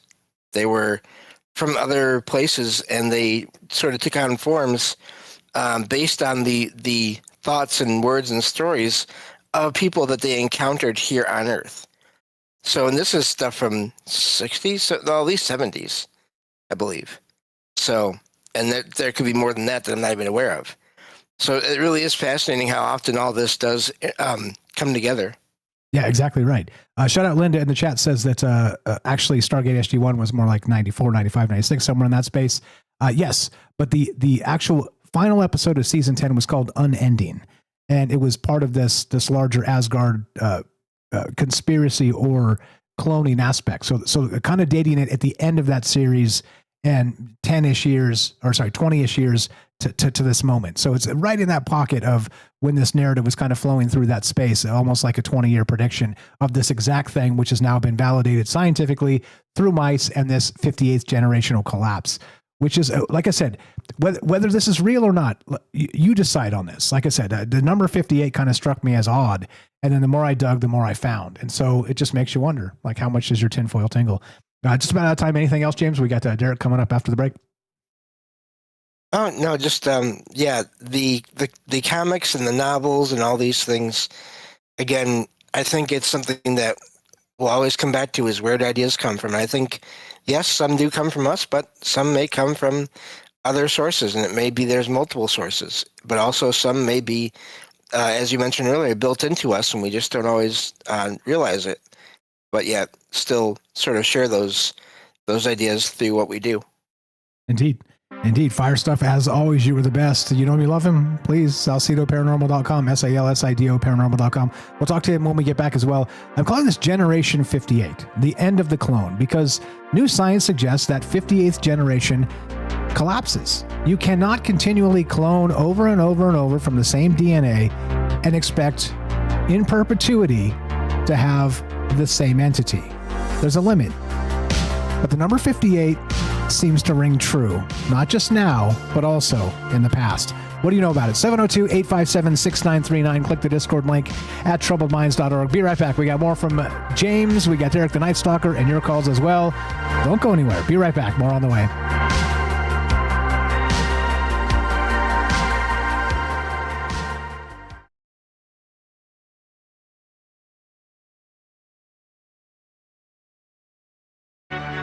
This is Troubled Minds. Your host, Michael Strange, the master of the mysterious, is here to guide you through the shadows of the unexplained. Let's check the news. Researchers at Macquarie University in Sydney have made a striking discovery about the cognitive abilities of bumblebees. A common species of bumblebee was trained to recognize sequences of flashing lights and vibrations similar to Morse code, and was then able to transfer that rhythmic knowledge across entirely different sensory formats, recognizing the same pattern whether delivered as light pulses or physical vibration. This kind of abstract rhythmic recognition was previously thought to require a significantly larger brain, and had only been documented in parrots, songbirds, and primates. Scientists say understanding how bees achieve this with such minimal brain architecture could reshape the development of small autonomous drones and miniature robotic systems. Turning now to the ancient world, a team of European researchers has announced the discovery of 30 previously unknown verses written by the ancient Greek philosopher Empedocles, dating to the 5th century BCE. The papyrus fragments had been sitting unidentified inside the archives of the French Institute of Oriental Archaeology in Cairo since at least 2017, when a papyrus scholar from the University of Liège first encountered them during a broader survey of unidentified Greek manuscripts. The verses appear to be part of a long-lost work by the philosopher dealing with his theories of how particles carry scent and how the senses perceive the world, concepts previously known only through second-hand summaries by later philosophers. A full analysis, complete with translation and commentary, has now been published as a book. Finally, our third item this hour did not come through. The source material was unavailable for review. We'll continue monitoring and bring you that story as details emerge. Thanks for listening to the Troubled Minds Radio Network. That's funny. Really? You know how they have those Yahoo articles that kind of like they never end. They span into another one, into another one, into another one. Anyway, that's funny. What's up? Hope you guys are well tonight. Kelly, shout out Kelly in the chat. He says that's what was happening to the first humans that were created by the Anunnaki in the Sumerian stories. Kelly adds because they were cloning at first, but they were just making males, and the creator could not get past a certain clone limit. So once again, ancient stories seem to inform that there's it is known, Khaleesi. We just know these ideas intuitively, even without science validating them. And now science really has stepped up to the plate and validated them into that space, right? And then Kelly adds, that's why females were created, so they could mate and create for themselves. There you go. Dragon Rose says ideas are out there in the cosmic consciousness. And also Linda added earlier, is it fiction, Mike? I mean, maybe. As usual, look, I don't know. I think there's a lot that gets written in as part of this stuff that's incredibly important. And to recognize the parallels, because storytelling is that most powerful technology, and recognize what does resonate through it all the way from the ancient times to now. There's so many parallels of all the things we do. Who'd I miss? If I missed you guys in the chat, just say hi. What's up? Sylvanus here. Good evening, guys. What's up, Jen? Lighting on fire. Race. Funny as always. Appreciate you guys. Derek the Night Stalker coming up. There we go. Trouble Minds on the way. We got Longshanks, Merlin, Magi. We got Ricky over there on Rumble, Cubs Future, Hiker Emoji. Here we go. Trouble Minds happening right about now. Now.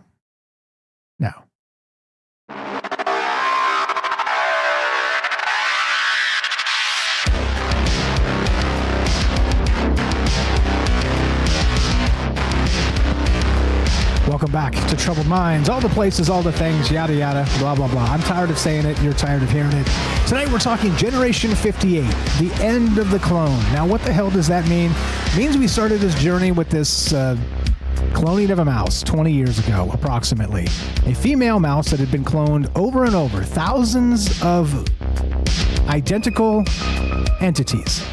But by the 58th generation, at exactly 58, it collapsed.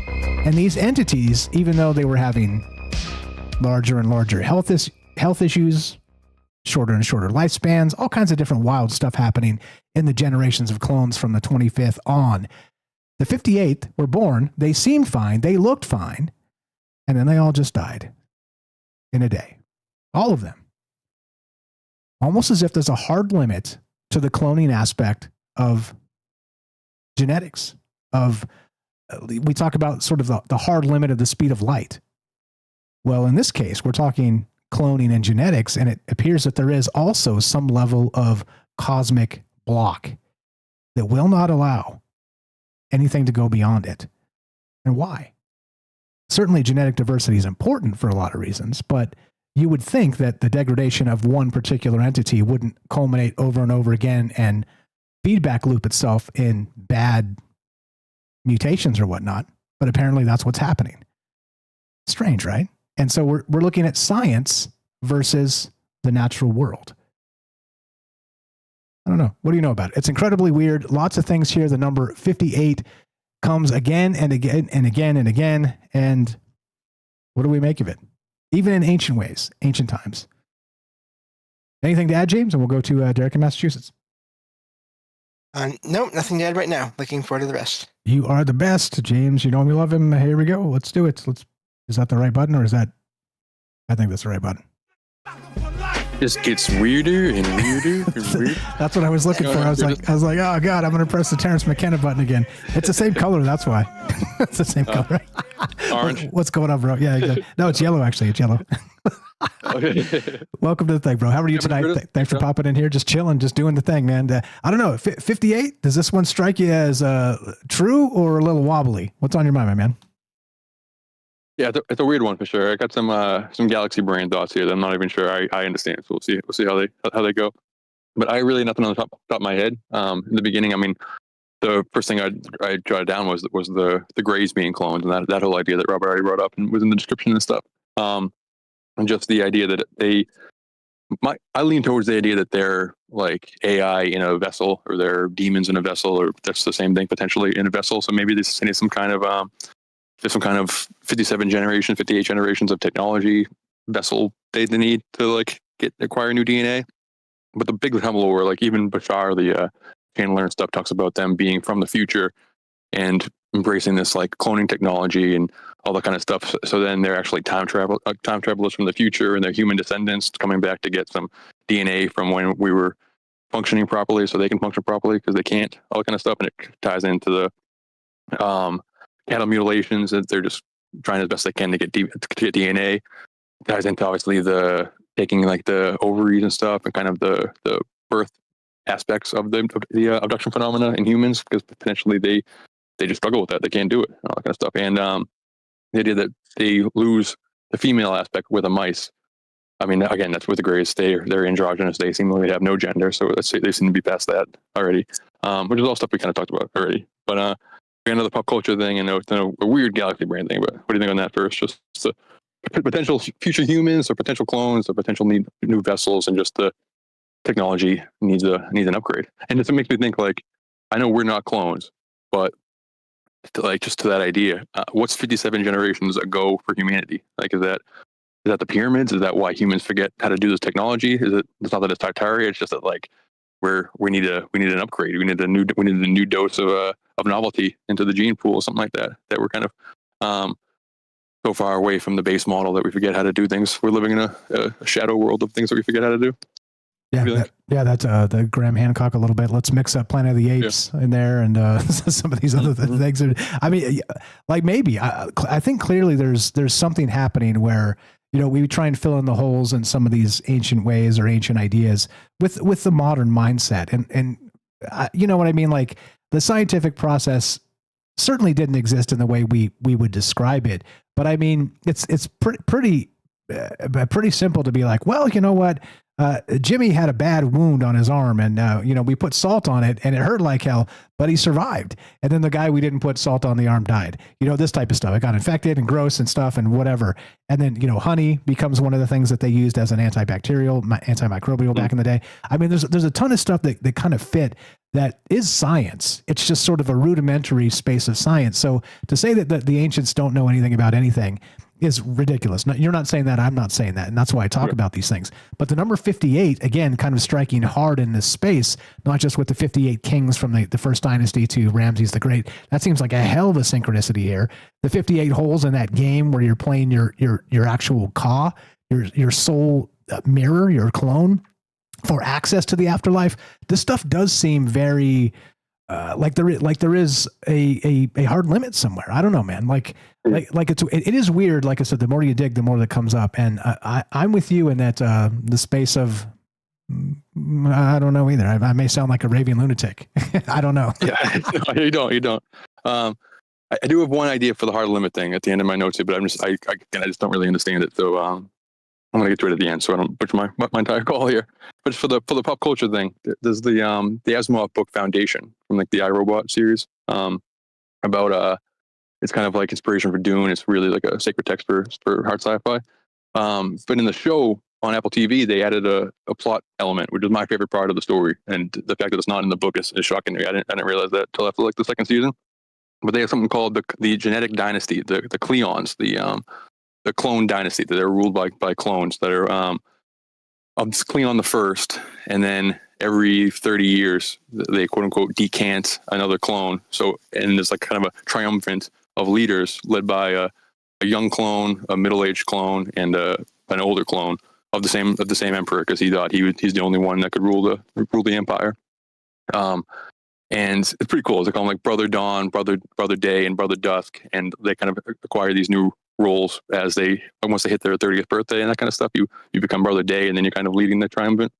This has been going on for generations and generations, and the whole point of Foundation, it's like this mathematical genius who figured out like basically like synchronicity with math to predict the future. Is a long story short, and realized that this genetic dynasty was being corrupted. And he says like, you're not creating new people, you're creating shadows. And it's a little bit different because it's not 57 like a clone of a clone of a clone. It's just with each generation of the first clone, things start to get a little wonky. So they have to. So like I haven't finished the series yet. So the part where I'm at is they're inviting now a woman they're ending the genetic dynasty, and they're inviting a woman from a different empire into, you do regular human births and that kind of stuff, because they're noticing that each clone is becoming a little bit less like the original clone and becoming a little wonkier and a little more renegade, and could be bad for the empire. So just they had that in mind, and it's really just a fascinating and cool concept with the genetic dynasty. So that could be tied right into like the King's List and stuff, that for a long period of time that they believe, and it's still kind of how the rulers believe now, that they have the blood of the gods, that they have the divine right to rule and stuff, and that's why they inbreed and stuff. So maybe potentially it's the same thing where they just maybe not clones, or it could, I don't know, it could have been cloning back then, and eventually they realize, oh no, we gotta go back down to lesser beings, or we gotta invite somebody else from another powerful tribe to come in here and kind of give us a little bit of genetic diversity, because we're starting to break down. That make sense? Yeah, you got to shake the place up. I agree. I mean, yeah. And like I think back to Terrence too, weirder and weirder and weirder, because if it doesn't, then we don't ascend. And you can take that in a deeply spiritual sense, or at least in the idea that we don't turn the page into the new reality that we're supposed to be, without sort of that jarring aspect of, as you're describing, the vessels, but then also this novelty theory. I mean, this certainly fits into this idea of what we're looking at. And I don't know, man, it's weird. It's all weird. If you ask me, weirder and weirder and weirder, and that's fine by me. Yeah. And one aspect that's strange, because like, and I mean, I tend to believe in the idea of evolution, not necessarily maybe the order of operations, and there could have been ancient aliens getting involved in that type of weird lost history that we don't understand, but just the idea of genetic diversity under the evolution paradigm makes sense to me. And in that case, like mutations is necessary, and that's the reason why we survive. And the bird that has a beak that's mutated a little bit and able to open the nuts better, their genes survive. So it's weird that in this case the mutations are the opposite, and it's I wonder. I don't know. It seems like a weird, like the opposite of what you think would happen. That these mutations are negative mutations, or they just don't. These things just can't survive. Even like they just die. I don't know. It's a weird concept. But I just searched 57 and 58 to see if anything popped up. Just on Google, like on Wikipedia, and 58 gave nothing. It's like the number between 57 and 59, and then 57 gave one thing about math, and it says the split Lie algebra E7 plus a half has a 57-dimensional Heisenberg algebra as its nil radical, which means it's like the maximum thing. It's like the limit, and the smallest possible homogeneous space for E8 is also 57-dimensional. And I asked the AI to kind of explain that to me, kind of explain it in layman's terms, and see if it did that. Okay, so in the world of advanced math, the number 57 shows up in a pretty interesting way. It's connected to special structures like E7 plus a half and E8, representing a kind of, quote, limit or significant point in the mathematical descriptions. Specifically, a 57-dimensional Heisenberg algebra and a 57-dimensional homogeneous space for E8. It's like nothing can fit. And this is like Heisenberg algebra is like quantum algebra. So it's saying that the maximum size and minimum size of a space is 57 dimensions. And then I said to tie into what we're talking about with the I tossed the article in there, like the link about the mice. So now there's a wild coincidence with the cloning experiment we talked about earlier. After 57 generations of cloning mice, the process hit a biological wall. The clone started to fail and couldn't survive. It's like the number 57 represents a kind of, quote, limit in both abstract math structures and in biological cloning. Math and biology don't often collide like this, so it's a curious parallel. Could it mean there's a deeper connection between the, quote, limits in a complex system, whether mathematical or biological? Maybe the number 57 represents a fundamental boundary where complexity starts to break down in any system, or maybe just a wild coincidence. It's saying that a mathematical, quote, limit involving the number 57 in abstract structures, and a biological, quote, limit where cloning at the 57 generations breaks down. And it just asks, what could that mean? Like elaborate a little bit. I'll speculate. It says it could be a universal complexity boundary. Maybe 57 is a magic number marking the edge of complexity in any system, whether genetic replication, neural networks, abstract math structures. Past 57 iterations or dimensions, things break down. A stability threshold, basically the same thing. Code degradation. Think of it as like a quote corruption limit. In cloning, genetic errors accumulate. In math, maybe the structures get too noisy and entangled beyond 57 dimensions. Dimensional bottleneck, which kind of ties on the quantum mechanics aspect of it. Significance-wise, its connection hints at a deeper connection between math and biology, which is like it's in a Fibonacci and how the world seems to be growing out of math. I don't know. Kind of trippy. Does that make sense at all? Yeah, no, it makes a little bit sense to me. Well, you know me, I can make sense of the most utter nonsense. Not saying you're bringing nonsense here, but I think yes. So in that particular case, that's above my head too. So I'm like, I was going to be like, well, I was actually thinking exactly that before you said it, Derek. No, I wasn't. I really wasn't. I totally wasn't. But I do want to point this out as part of this. Now recognize what we're talking about, sort of this cloning degradation aspect, and now sort of as I described, I did sort of preempt this with the same idea or similar idea of the universal speed limit of light, right? Like there are limits of things built in to biology, into mathematics, into time and space that we are still discovering and understanding. So when this stuff does kind of pop as you're describing and have these, oh wow, that's a bizarre wild coincidence. Yeah, that's cool. I'm totally fine just calling it a bizarre wild coincidence. But what happens when they stack and they stack and they stack and they stack and they stack? That becomes the weird part, right? And not only that, where's the article? It links in the description here. But basically this is AI. Like, think about it. The 58th generation becomes inert entirely. All right. But we are training new AI systems now based on the old AI systems with their iterative learning because there's no more internet to conquer. So we are cloning essentially AI system after AI system after AI system on the same genetics. You see? So, and this has been predicted too as going to eventually be that similar collapse. But again, we didn't know this yet. This just hit a couple of weeks ago, this article. And I don't know, it's weird. Like, and there's an article on this exact thing. It's right here. The 58th mouse, what a cloning experiment tells us about isolation and AI. So anyway, like I just want to throw that in here because it is a boomerang in the space, because we haven't hit a 58th iteration of anything regarding AI training massive language models yet. We're maybe in the, I would say 8 or 10 or 12 range, something to that effect. But who knows? Maybe at some point it won't work on itself anyway. I don't know. Weird, huh? Yeah. It's true. Again, we're not clones. Human beings are not clones, but seemingly, like, what if it is, we do have some kind of Anunnaki origin point, and they kind of, in order to prevent this original 57 block point, they added new type of genetics, which is the female into the mix, and maybe we're not 57 generations removed from the Anunnaki, but maybe like some kind of equivalent weirdness we don't really understand, and it could be, I don't know, maybe like alien hybrids, or bringing some kind of AI intelligence into the weird mix of humanity, is because we're running up against this kind of end of the genetic dynasty that we're kind of like. Oh, so like, can humans just keep like cloning each other through reproduction into infinity, or are we going to eventually need some kind of novelty introduced into the environment in order to progress? You know, like seemingly, like, yeah, I'm just kind of speculating. Again, we're not clones, so it really makes sense as well as far as that. Well, this math thing kind of, sorry. It does though. So think about it this way. So could, let's say, genetic diversity, I mean, mathematically it's unlimited because there's so many people here, but we do come from a typical ancestor base, as they say, everybody's related to Genghis Khan or whatever in the East, that type of stuff.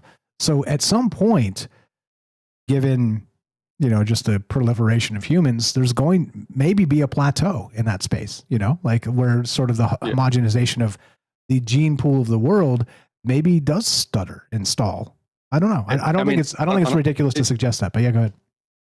Yeah. On a large enough time scale, I think it would, unless we populate other planets to create some kind of human Galapagos Islands where genetic diversity starts to run amok, and then reintroduce that back into the original population. Like, that's kind of what the Dune scenario is. Like, there's no aliens in Dune, but in the later books, there's something they call like the Great Scattering, where they all, I think it's like after the Butlerian Jihad, or there's a second robot war or something like that, where the empire kind of dissolves and they all just take spaceships and go off for thousands and thousands of millions of years, and they come back. And then when they come back, then there's like cat humans, and there's like big-headed stuff, and they're not aliens, they're just diverse humanity now.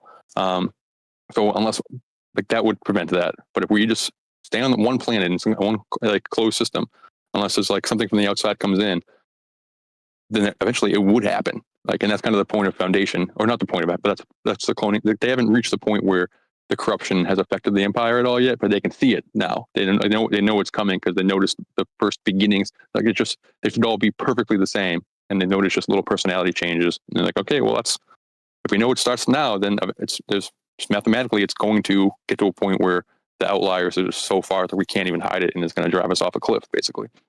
So maybe AI or alien human hybrids, or some kind of weird natural system of the whole universe as a way to create some kind of diversity within the life on each planet. Once it gets to, I don't know.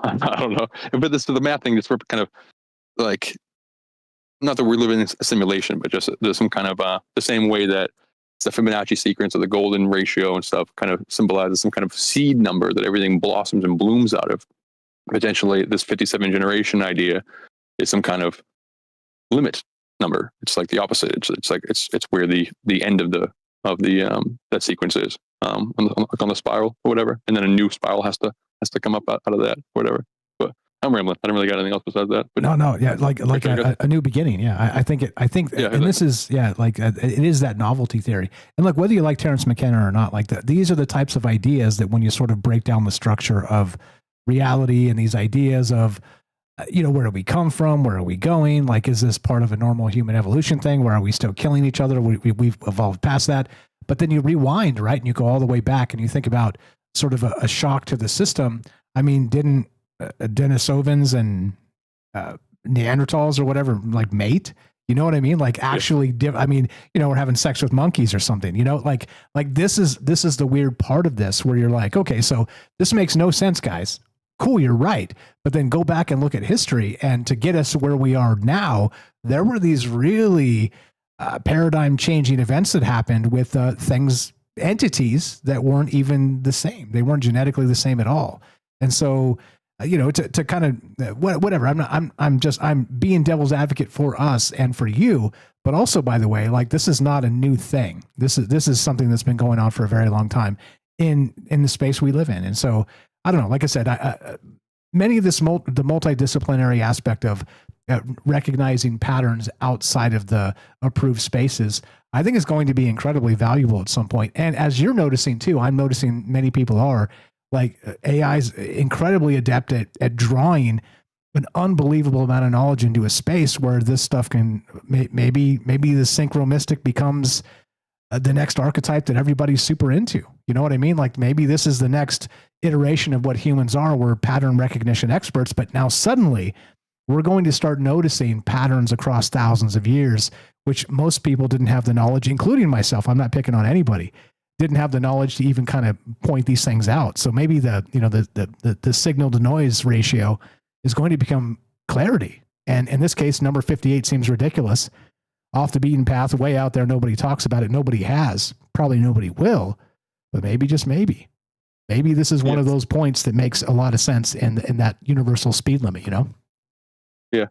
And not that we're living in a simulation per se, but it's one of those things where maybe we couldn't have noticed these barriers until we got to a certain level of technology or a certain level of observation or whatever. That is the idea that, like, even if you're driving on the highway and you see some kind of like roadkill or one kind of sign, that if you live in some kind of simulation, if that road was long enough, given enough time, you'll eventually see the same exact kind of like sign, same exact roadkill, that the kind of the simulation will start to like regurgitate back at you again. That we're kind of seeing kind of this like natural number wall that exists that we've only noticed with the Fibonacci as like kind of the beginning.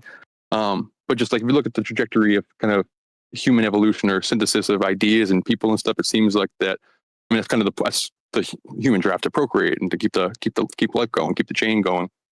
And that you can't just be in a small tribe. You got to go out and find another tribe, and then you see the different continents kind of all come together and stuff, and you see humanity coming together. And after enough time, that will become a little island, and you'll eventually have to go find another island. So, like even if you can advance enough technologically, it's like the Greys, whatever, they're on the Zeta Reticula or whatever, and they're in their island, and they got to a point where they synthesized their entire population together and created this one gray homogenized being. And then, but just it seems there's some kind of universal evolution beyond just the one on each planet. That okay, you got to go find now the next tribe. You got to go find the next island. You got to go get in your sailboats and go find new genetic diversity. Maybe this is just a mathematical code that is baked into that process. I really have no idea. I'm rambling. Wait. I got such a sleigh for that. Think about Star Trek, right? And wasn't Captain Kirk the alien slayer going out doing genetic diversity the best of ways? So look, maybe that's the shock to the system. Is eventually, well, it won't be tentacled robots in the kitchen. It will be tentacled aliens from Alpha Centauri. Anyway, I'm just saying. Great stuff, you guys. Great show. You're the best. That makes any kind of sense. Hey man, it's always fun when there's an idea that we can't wrap our heads around, because it means we can really speculate and really pour the maybe juice on it. But yeah, hell yeah, that's what it was tonight. That's what's all about. You're the best. Appreciate you very much. You know, we love him. Derek the Night Stalker. Again, give him a follow. troubledminds.org/friends is the place where you find all these amazing people. Just scroll down, friends. Click the friends link. Scroll down. It'll say Night Stalker. It's under N. Go give him a follow. It's free. His YouTube channel's free. Let's go encourage him to make more content and think about these ideas with us together. James, anything to add before we wrap this up? Thanks for being Johnny on the spot, reading the thing and being prepared and bringing fire ideas. You're the best. What you got for us? About a minute left if you got anything. Otherwise, I'll ramble it out. First it was Kirk, then it was Riker. If you go to Next Generation. Oh, that's right. Riker was the alien ladies man. That's right.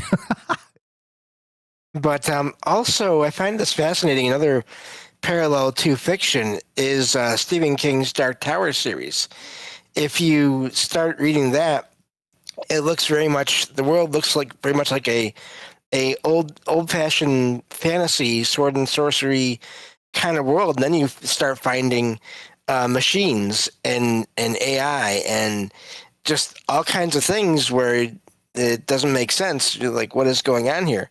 Well, it turns out, and I don't think it ever says it, but what I figured out, what I came up with the series is all those stories do take place on Earth. It's just different times or versions of Earth.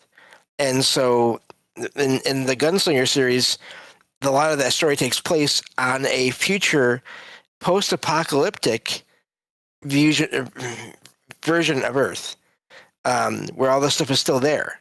But it's scattered. It's all this high technology it's rare, but then that becomes more that becomes more well known and more powerful, and usually even worshipped in some places. So and again, it's because all this stuff, that civilization in that world did collapse, but there was still things left over from it that lasted, who knows, hundreds or thousands of years beyond that point. Well said. All of that, and even our our friends out there in the chat are like, mind-boggling stuff, guys. I don't know. But think about it. Think about what it means in a larger context of not just the universal speed limit for light. Okay, that's one thing. We can measure that. All right. But what if there are other mathematical or biological speed limits and bottlenecks that fit into this idea of cloning? Because isn't that the natural evolution of science? It becomes, The Islander with Ewan McGregor and Scarlet or whatever, right? The rich people are cloning bodies and then harvesting their organs so they can live forever type stuff, right? So, I mean, that becomes that next level of evolution. And we're talking about doing it now. What are they raising?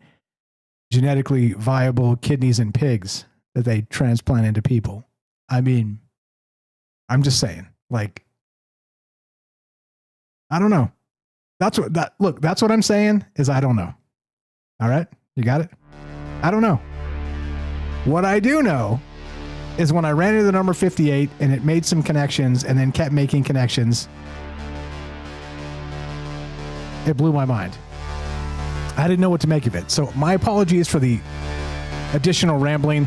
If you want the full thread, the straight dope from my mind, filtered through coherence to your mind, troubledminds.org, click the newsletter on top and go read the Substack. It is from top to bottom. It's very good and it is on point. Shout out Kelly, Cabbage Patch Kids, Orphan Trains, right?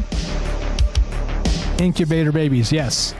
And look, that science has changed so much, but we don't hear anything about it. That's a thing for another time. But you're spot on here.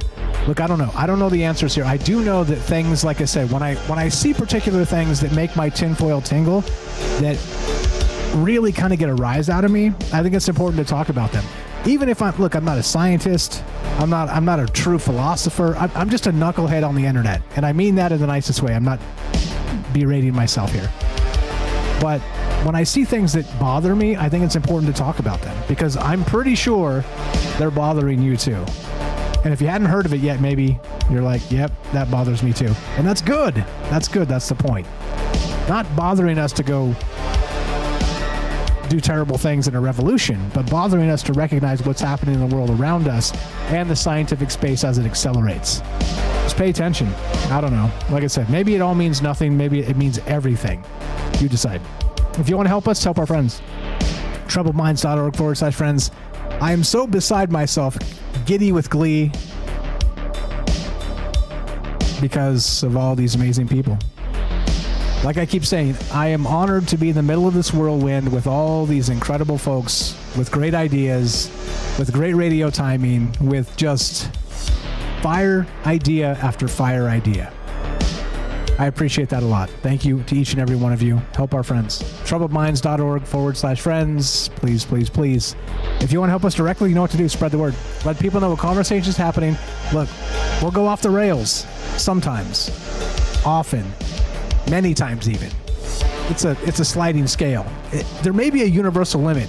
That's another question for another time. Do you think there's a universal limit for going off the rails?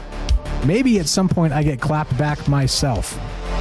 I don't know. Anyway, spread the word. Let people know a conversation's happening, but we're not going to tell you who to vote for.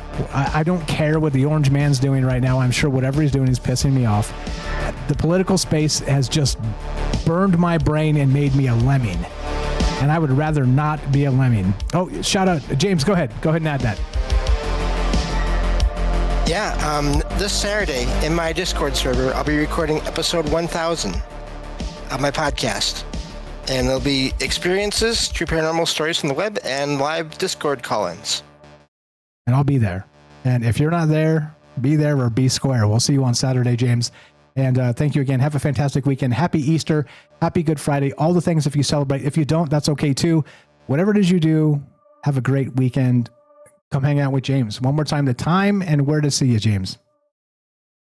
The time is 10 p.m. Eastern, 7 p.m. Pacific, and that will be my Discord server, which you can find at salcedoparanormal.com. Indeed. And this one is for James. Happy 1000th episode on Easter weekend. Be sure, be strong, be true. Thank you for listening. From our troubled minds to yours, have a great night.